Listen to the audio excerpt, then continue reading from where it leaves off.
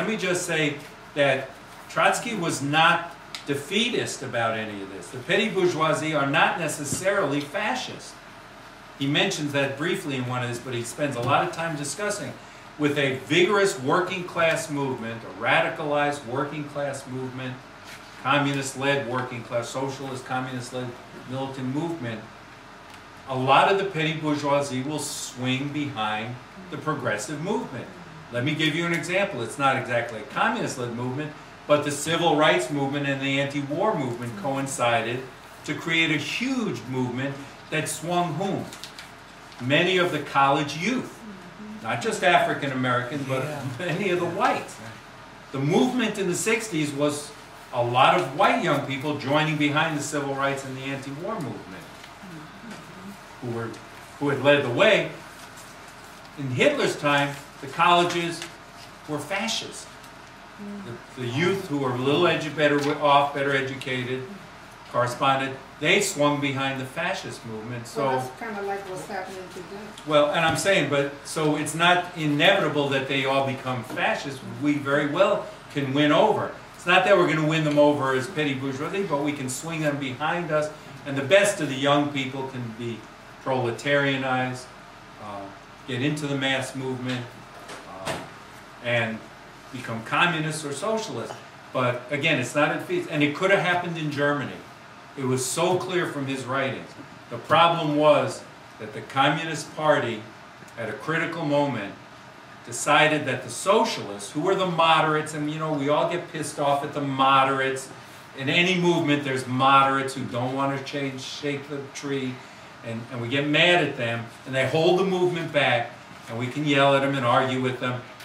But Stalin instructed the German party. They weren't independent parties, and you followed what Moscow said, literally, or you were removed from position. And the German leadership could not think for itself. They were told to follow the party line. You've all heard that phrase, the party line. Well, it was true. And the party line from 1928 to 32 was that the socialists, the moderate socialists who have been holding back the movement and supporting the government and supporting the military spending, sort of like the Democratic Party today, that they are the, so he called them social fascists, and they are a bigger enemy than Hitler was. And so when Hitler started to gain strength in this economic depression, 1929, and started arming his followers and what was inevitable, what should have happened was that the socialists, even the moderate socialists, who had millions and millions of followers and they controlled the unions, and the communists should have formed a united front. Just on the basis, if they attack your hall, we'll come running with bats and guns to defend it. If they attack ours, you come running. And forced a united front where the workers could see who the best leaders were, and ultimately join the communist movement and give up their following of the socialist moderate leaders, which had traditionally been their leaders. Sort of like the masses follow the Democratic Party. Well, some of us are pissed off at the Democratic Party, but they're not the enemy. They may be misleading. I'm not just talking about Obama. I'm talking about the whole Democratic Party, which spans a lot of different leadership. But they may be misleading. They're supporting all these wars. They're not giving enough money to, they gave up on health care. They gave it all to the Wall Street firms and all. But the mass base of the Democratic Party is us, our parents, our cousins, our sisters and brothers. It's the working classes in the Democratic Party. And if a fascist movement were to emerge, when the Tea Party was up there, which is pre-fascist, but still nasty as can be, when we went up there, who was the other half of the demonstration? It was people at this table, and who were the other people? Come on, you were up there. People from right there in Clinton Township. But who were they in particular? They were the Democratic Party club of Clinton Township, who, against the advice of their leaders, had told them to ignore it. That's a classical thing. You ignore the fascists or the Klan or whatever, they'll go away. They're insignificant. But they came, and we had a united front. We picketed. They weren't all that comfortable with us. They kind of knew we were radical. They knew we were pretty radical.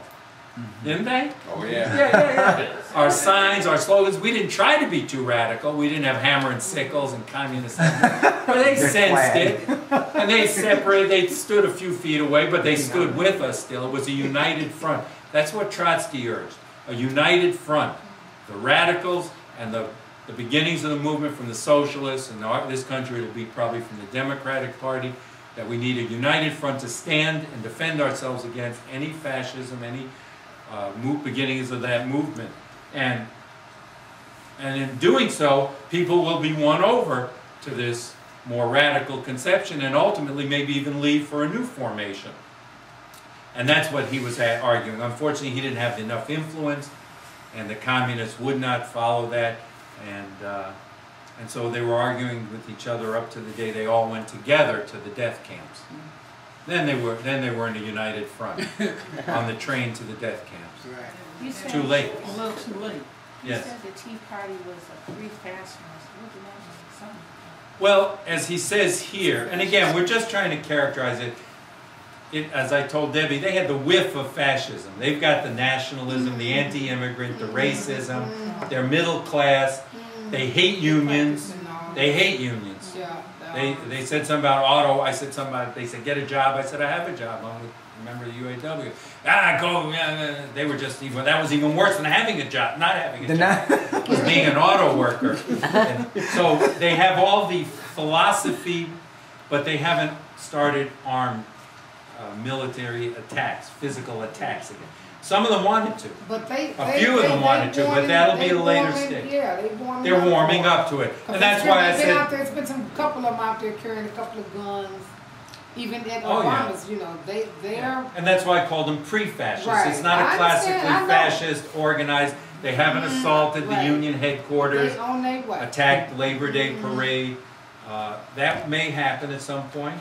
Whether or not they get the backing to do this sort of thing is another question. Whether the rulers, the big money, decides when, they're financing them now, but they haven't unleashed them yet against them because they're still getting everything from the unions they want. The concessions, yes. It's a big diversion, but it's still dangerous. Just wonder where would the militias fit in this? Would you call them free fascists or just straight up fascists? Because their ideology sounds very much fascist. Yeah, I'd say, well, they haven't launched themselves yet. They haven't been encouraged to do that. I'd say they're also, you know, pre-fascist formations. They are armed. Yeah, that's a scary part. But, yeah, they haven't been unleashed yet. So, yeah, these are, I mean, we're just trying to understand it. So, you know, it's not totally, but you see, there's a little difference yet. They haven't been attacking the unions, and they haven't been attacking the black community yet. And to do so will be stepping across a big line. Now, you're saying actually physically, you must mean physically. Physically. Oh, physically. I'm sure verbally, I'm sure they're constantly talking hard. Yeah. But I'm talking about physically, they haven't been unleashed. And also the people who finance them or encourage them haven't really made any decision that they need them. They're keeping them in reserve. Even the Klan. The Klan is still out there and was out there in the 70s. We fought the Klan in the streets.